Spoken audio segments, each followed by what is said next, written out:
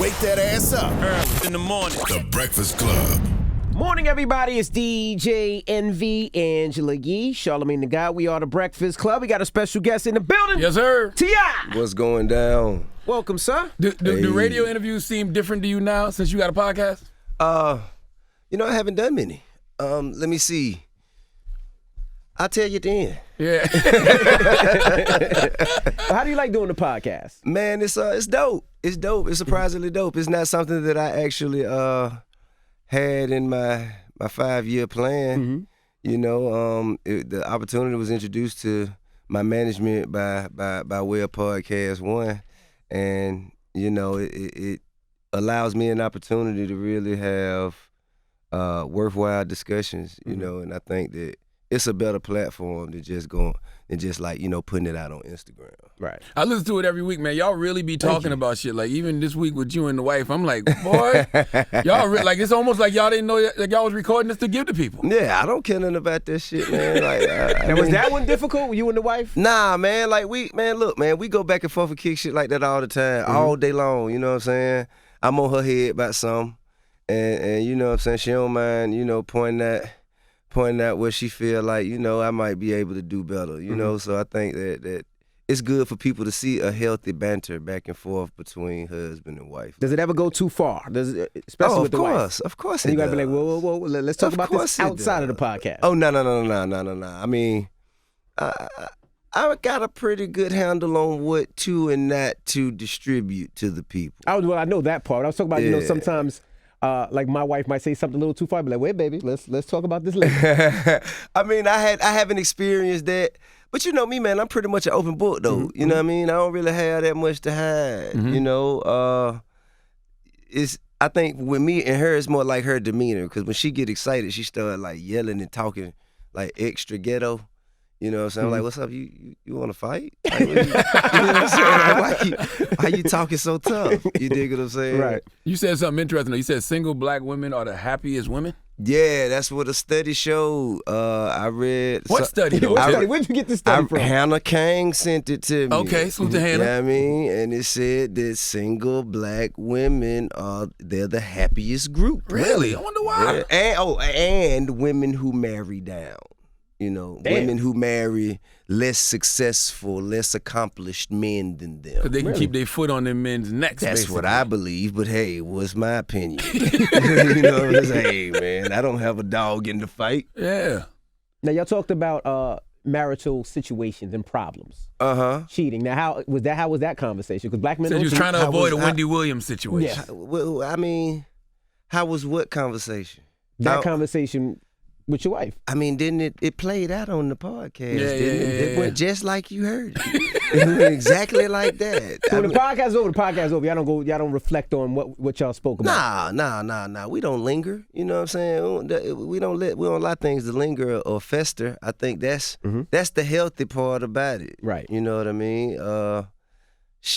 Man, we all know, man. We have a shared history. So in that shared history, that shared experience. Right. What did the other rappers say to you about your 50 greatest rappers of all time list? Did any rappers hit you up?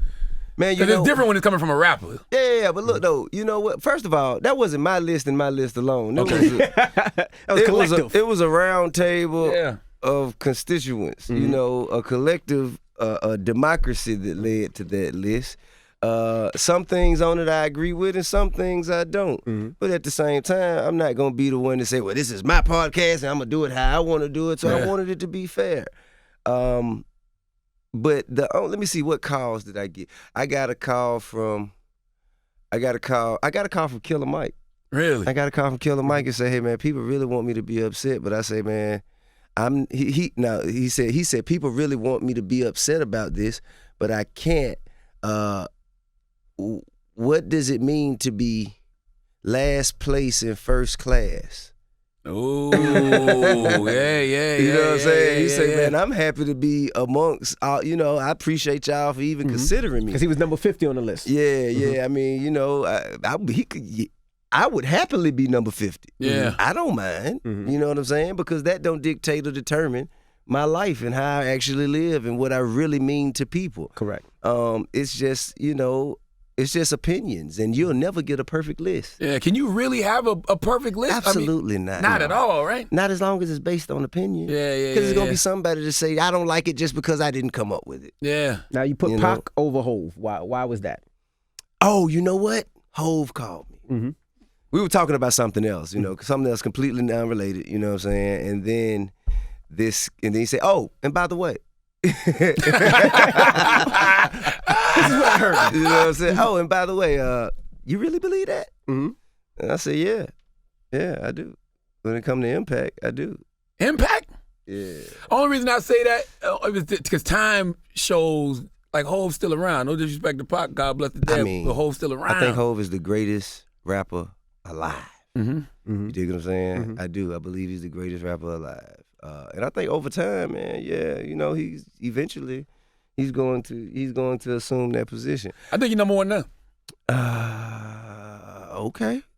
I think you're number one now. And the only reason I say that, one thing about Pac, man, Pac didn't get a chance to, like, his influence is seen everywhere, but he didn't get a chance to actually put on a J. Cole, put on a, Kanye, put on, you know what I mean? Kanye, absolutely. Listen, Pac is like the hip-hop Michael Jackson.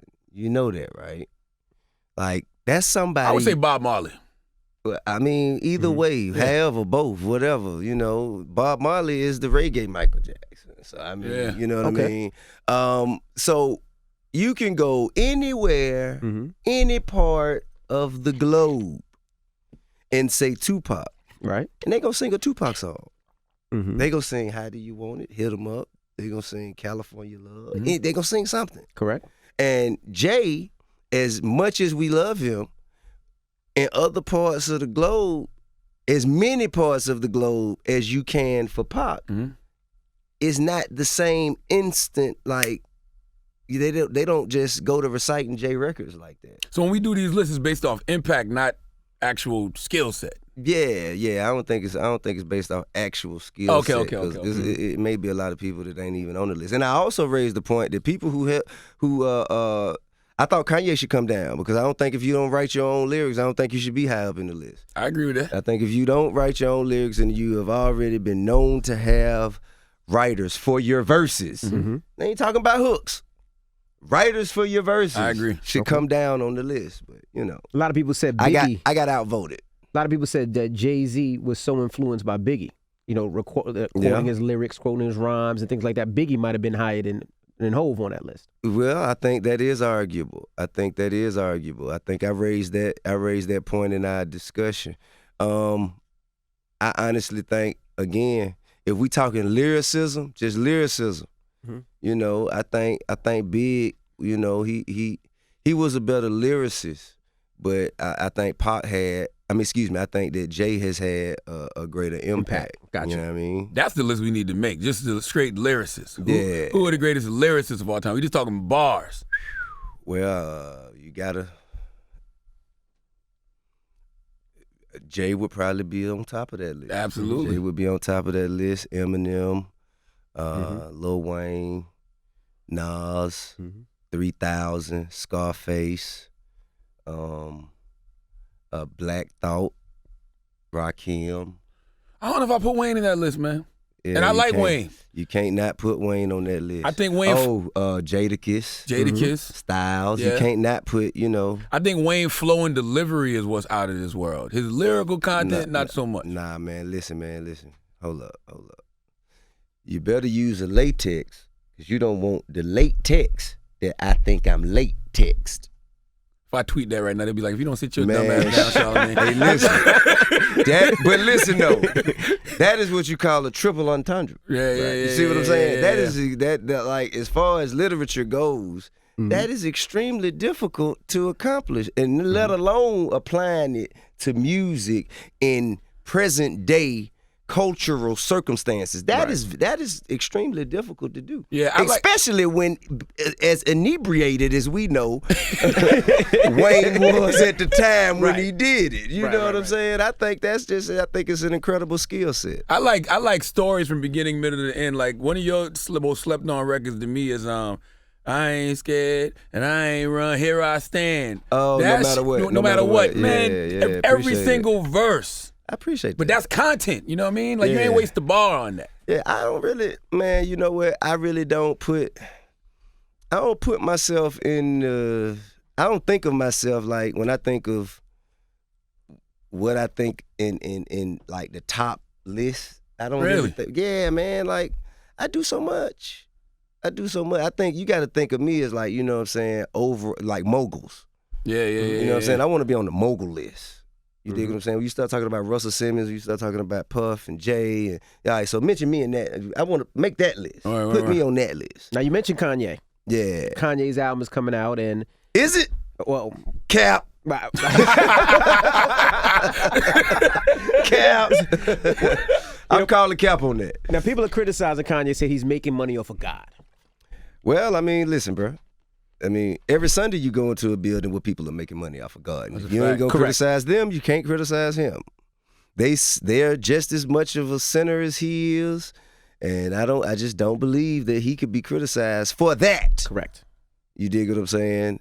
And that alone, I don't subscribe to that policy. I don't think that the whole religion thing is as sacred as people try and make it out to be anyway. Mm-hmm. You know, your spiritual connection with God, that is sacred. But as far as religion is concerned, that's man-made and it serves man. It doesn't serve God. Yeah, but it's a slippery slope when you're an artist because all artists are selling themselves, right? My life, your entertainment. So Absolutely. Your life is a commodity. So if you into God and that's what you choose to put in your music, you choose to put on your merch, it is what it is. And I agree. I agree completely. I feel like you have an opportunity to speak your truth, and if serving God, if that is the totality of your truth, then you have every right to dedicate your art to that. Mm-hmm. Now, when you on Rhythm and Flow, what do you look for? Do you look for impact? Do you look for lyrics? What do you look for? Let's talk about Rhythm and Flow. Some people might not know what Rhythm and Flow is and I how doubt it's put it. together. They know. They know? I think so. Then. I believe so. It's like what the highest rated show on Netflix? Yeah, well, the analytics tell me that they know what it is. on the global spectrum. You know, it's pretty popular. Okay. Nah, man. But for those who don't, Rhythm and Flow is a hip hop competition show with me, Chance, and Cardi that came out 3 weeks ago on Netflix. Mm-hmm. Now, what made you do it? Before you answer this question, what made you do that show? Because you got, like you said, you got so much on your plate. What interested you about doing that show that said, I'll do it? Well, because when it was first brought to me, and I'm great friends with the producers of the show. Jesse Collins? Yeah, Jesse Collins and Dion, and we've worked together on many different performances on award shows and other TV shows like Hip Hop Squares and stuff like that. So, you know, I have a rapport with them personally and professionally. So when it was introduced, the opportunity was introduced to me, first thing I said, man, you got such a great track record of doing good stuff. You sure you want to fuck it up like this? Right. You know, this concept has been tried and fallen flat on his face time and time again.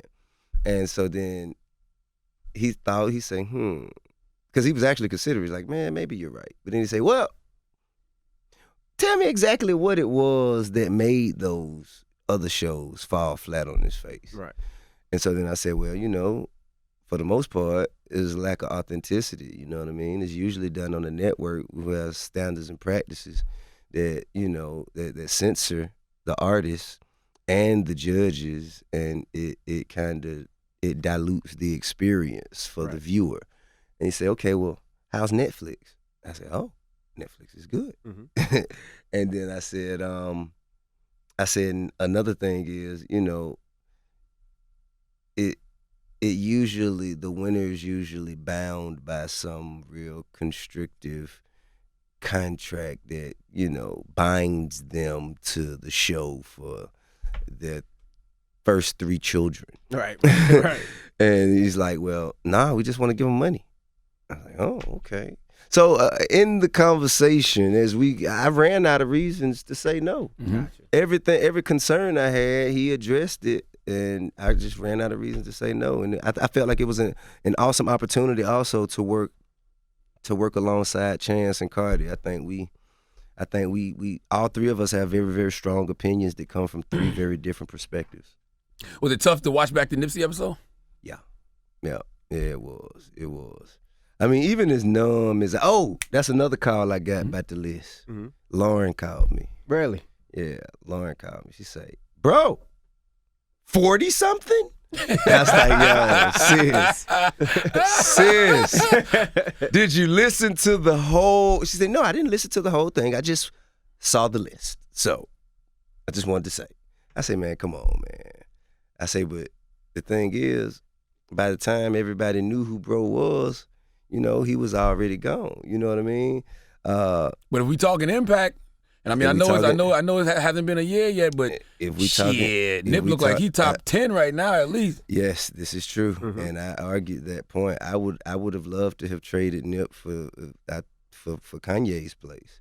Easily. But the room would not. Nah, you can't though. What you mean? Not impact. If we talking impact, Ye top 3. But then also writing your own lyrics. He wrote. Nip wrote every word came out of his mouth. Yeah. Nip wrote every word came out of his mouth. I guess we got to figure out all the criteria. What is all the criteria? Correct. Well, I mean, I think we just came up with one of them. Yeah, definitely got to be able to write. I mean, if you have already admitted to having people write your verses and lyrics for you, I believe that gives you an asterisk. That bumps you down. You know what I'm saying? Now, of course, you have mysteries of wondering whether or not anyone helped this person, like Drake, helped that person, because he was right behind Kanye. Sure, I mean, I've heard the same thing for Wayne and a lot of people, but I haven't confirmed it. Correct. And if I can't confirm it, then I can't enforce it. You dig what I'm saying? However, the Kanye thing has been enforced. I mean, that's been confirmed, and I think it should be considered and enforced when we putting people on lists. Yeah.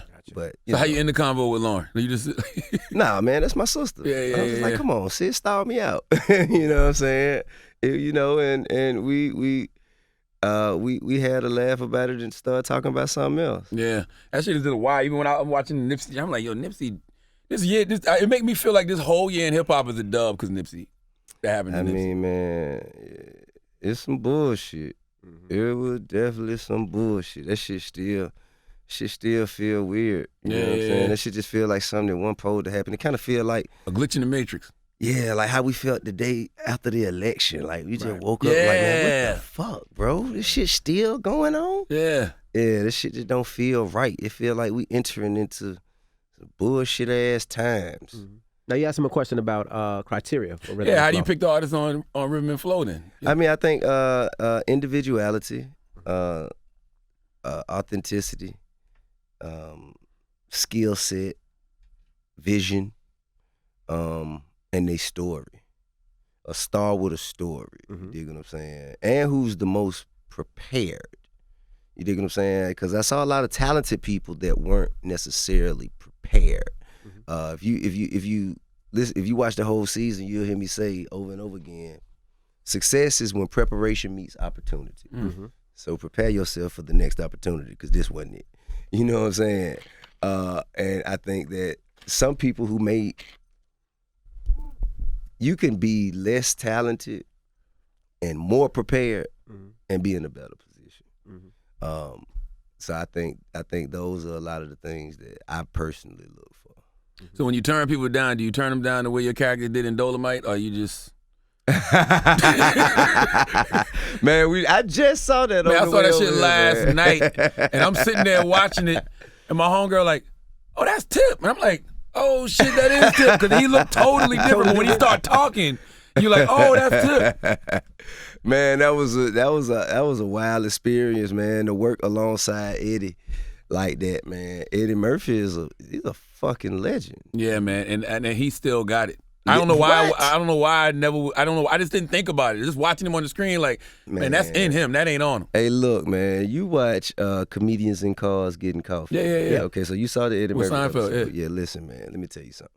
The most gangster, I'm richer than you shit that I've ever heard a motherfucker say is when Jerry asked Eddie, "What's your favorite thing to do?" He said, "Man, you know what, man? Let me tell you something. My favorite thing to do is nothing.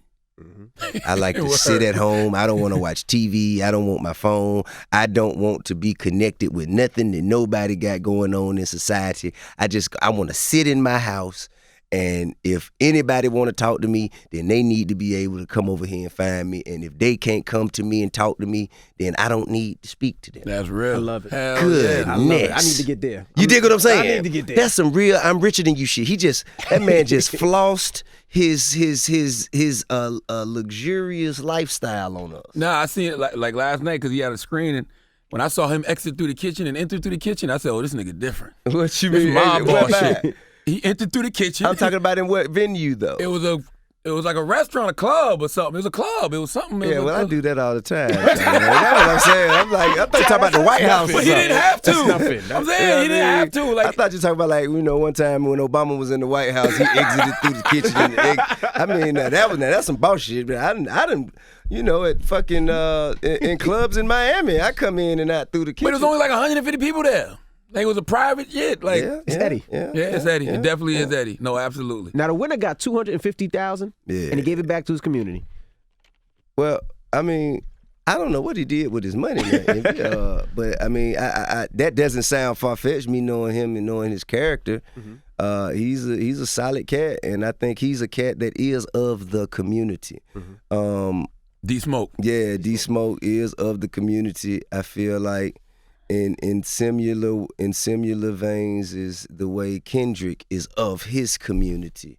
I think that D Smoke has a healthy career ahead of him because he's a visionary. You didn't want to sign him? I don't really. I mean, like, look, man. If he wanted to sign, I mean, I would advise him. Okay. I would advise him. I would be as involved or not involved. I would be, as I could to help either of them. You know what I mean? Gotcha. Any of them, if any of them, even the ones that didn't make it to LA, if they like, hey, Tip, such and such called me. I got this deal on the table, man. What you think about this? I'm going to say, okay, well, I feel that this is to your best. This is to your benefit. This is not in your best interest. And, let them make their decision and go on. I mean, it'll have to be an exceptional set of circumstances, just, you know what I'm saying? I wouldn't come to them and say, hey, can I sign you? You did. But I would kind of help them navigate their journey any way I could. Hey, I meant to ask you. I know you gotta go because you gotta go do the View. But why did you say Iggy was your biggest mistake? I didn't say my biggest mistake. I said, somebody said, what in your career? The question was, what in your career do you think you still have to accomplish? And I said, well, I gotta find, I gotta introduce another female to the game that can undo the blunder of Iggy Azalea. Why was she a blunder though? Well, I mean, I really feel like she was meant to be great. She was for a moment. See, that was no. What happened was, this is just my opinion. And mind you, I didn't say this to really speak down on Shawty. Like, this is my truth. Okay. You know what I mean? It's my truth, and I'm sharing it. But I'm not speaking down on her. I don't wish no ill will on her. She happens to be the biggest thing tomorrow. Great. But as far as I'm concerned, I feel like when she found out white people liked her and she didn't really need black people to like her anymore, she switched up, started acting different, made moves that I wasn't proud of, that kind of placed my reputation in the line of fire. And she was very arrogant about it, you know what I mean? And I feel like that energy, led to motherfuckers like, we ain't fucking with that. Right. And also outside of the raps were dope at first. You know what I mean? Of course, she had writers help. Yeah. You know what I'm saying? But it was dope at first, and then she exposed herself so much, and and it just the Sway freestyle, all of it, just everything, Twitter. You know what I mean? Just all of it. And I feel like it just it undid all the good that was done. A lot of that wasn't your fault, though. But no, it wasn't. That's what I'm saying. But I'll chalk it up. You took a white girl from Australia, and she had a #1 record, and for a moment her name was in the conversation. That's right. That was a win to me. I mean, Because if you put that on paper, that ain't gonna work. White woman from Australia tip, I want you to sign this. You be like, nigga, what? Yeah, I know it, but I mean, it just had so much more potential. It could have been so bigger. It could have been so, you know what I mean? It just, I mean, man. Could it still be? Man. Tip like that on my watch. I mean, I'm just saying, I'm not finna take that risk no more. I'm not finna put my reputation in jeopardy no more for it. I mean, I think that, how about they are their biggest problem? Yeah. You know what I'm saying? I think anything in life is possible if a person looks in the mirror and evaluates themselves and kind of, you know, anything is possible. Well, T.I. got to go. He got to catch to the view. All right, well, we appreciate you joining us. Man, thank you, sir. I appreciate you guys, man. ExpediTIously podcast. There you dig go. what I'm saying. Out wherever you get Flow. podcasts. Mm-hmm. Yeah, Apple Podcasts and Podcast One specifically. Word. You know what I mean? Hey, man, and we got to let's just take a moment. Yes, sir. Because we did not address Charlamagne and I being at the most prolific upscale black event ever. Yeah. With the Tyler Perry. Oh, Tyler Perry's event, Yeah. That was life changing. Listen, man. Mm-hmm. I've never seen so much black excellence in one room before. Mm-hmm. I just kept thinking, if these hateful racist whites was Wanna to blow drop a something bomb up? right here, right now, the whole movement It is changed gone. a lot of shit. It changed a lot. I'm talking about, That's like bombing man. Black Wall Street. No, for real. A lot, because you had a lot of people in there, not just entertainers. You had, tech people in there, Yeah. business people. Yeah, Yeah, tech, man. Everybody from Everybody. Hank Aaron and Ambassador Yes, sir. Young to Oprah to Denzel to me, JD, Charlamagne, 2 Chainz, Usher. You know what I'm saying? It was so, Taraji. Yeah, man. You know what I'm saying? The It was so Clintons. many. Even though they're not black, but JB, yep. Yeah, man, they not black. You know what I'm saying? It made me respect them a little bit more, though. Just a tad bit, only because they didn't have to be there. I mean, this is the thing. Of course, they're the Clintons. They once ran the country. But you got to give them the credit for the things that they did. 94 crime bill, absolutely. 100%. Ran the country. And, hey, man, I don't know. To be honest with you, everybody when they was in that seat did some bullshit. Absolutely. Everybody, even Obama. everybody who sat in that seat did some bullshit. So, you know what I'm saying? It's hard, but none as much as this motherfucker in there Lord right have now, mercy. This motherfucker in there now, I think that motherfucker is dastardly. It's like they put Yosemite Sam in the White House. This motherfucker diabolical. This motherfucker is, oh man. I don't see no end to it either. Well, I'm telling you, even when they telling everybody to run out there and vote, I'm gonna go vote, of course, and I encourage everybody to vote. I think the only person who can beat him is Bernie. Man, they got to pass an election security bill first. I think the only person who can beat him Even is, with the heart attack. even with the, I take we need a strong vice president. Yes, a black woman, and it got to be a black woman. Well, now I think Andrew Gilliam as the vice president will work. I think that'll work. You know what I'm saying? I think you got to have a woman with you. I think you got to have a woman, specifically a woman of color. I So mean, Stacey Abrams. Or, Stacey Abrams is dope. Stacey Abrams is dope. I love Stacey. You know, I campaigned with her, man, for when she ran for governor. Andrew Gillum seems to be a little bit more even, like kind of. Think about women. It's very difficult for a woman to come off like stern and solid and and mean what they say and not come off like mean.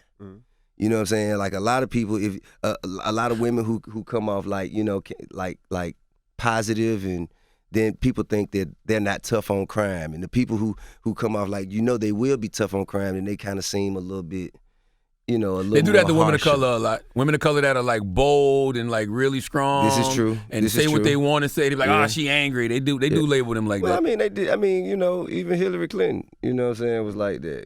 She just looked like she looked mean. You dig what I'm saying? She just looked mean. Like the grandmama house you don't want to go to. But that's kind of our fault though, right? We got to change our perception, right? Like, cause like I'll get somebody like Senator Harris. She's a prosecutor. We know she tough on crime or whatever. But people look at her. Bullshit too. She did some bullshit too. People look at her and they say, "Oh, she angry. She come off as mean. Or she not likable." That's what they say. She not likable. Yeah, she did some bullshit too. I take Stacey over Campbell. I definitely take Stacey. What you think you said she did some bullshit? What? This is a prosecutor. Prosecutor. She locked a bunch of black people up, and like on non-violent crimes, and just the same shit, the Clinton shit. It's almost impossible to be in that position as prosecutor and not lock black people up. Well, I didn't say no. Now, wait a minute. Some black people need to be locked up. We're not saying there's not a problem with locking black people up. Like, I'm talking about like let's say marijuana. Right. You know what I'm saying? If you give motherfuckers the max for some marijuana, I mean, come on. Mm-hmm. That ain't, to me, that's egregious. I don't think she ever did that though. You don't think so? Nah, because it was her. Damn, I don't want to say the wrong thing. She wasn't over that part of the jurisdiction. She was like an attorney general. You know what I mean? Okay. She wasn't over. I'm talking about the laws though. Yeah, I don't think she had. I don't want to misquote it. So I don't want to say. Well, how about this? Me neither. Yeah. Okay. Me neither. There you go. And I don't want to say anything negative about our sister. You know what I'm saying? What I will say is, I think that she has some reconnecting with the people to do. That I agree. Yes, that I agree. She has some reconnecting with the people to do. But I think it's not too late, and it's still possible for her. But if I were making a decision today, okay, I would go with Stacey. All right. The However, BVP. Yeah, the BVP. However, I would go with Mr. Gilliam over even Stacey. That's just how I feel. Interesting. Yeah. All right. Well, T.I., we I thank like you for Andrew. doing That's this. my guy. Right on, We man. appreciate Thank you, brother. Already. It's the Breakfast Club. Good morning. Yes, You sir. dig.